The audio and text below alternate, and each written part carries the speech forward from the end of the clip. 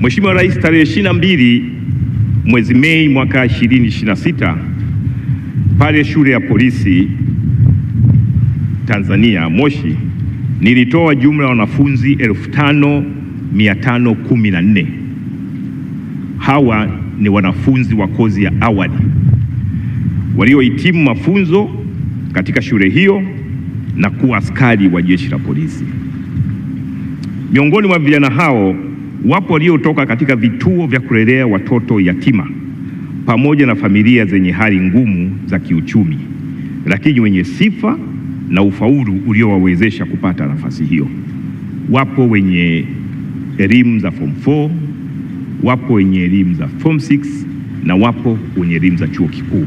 Tulihakikisha tunawafikia wote, hatujamaliza, lakini tulihakikisha tunawafikia na tunawachukua na wanapata ajira ndani ya jeshi letu la polisi. Hii ni sehemu ya dhamira ya serikali yako ya kuhakikisha kuwa fursa ndani ya jeshi la polisi zinawafikia Watanzania wa makundi mbalimbali bila ubaguzi, huku tukiwapa vijana wenye sifa nafasi ya kulitumikia taifa lao na kujenga maisha yao kupitia ajira hizi. Tunatarajia kuendelea kupata nafasi zingine za ajira katika siku za usoni.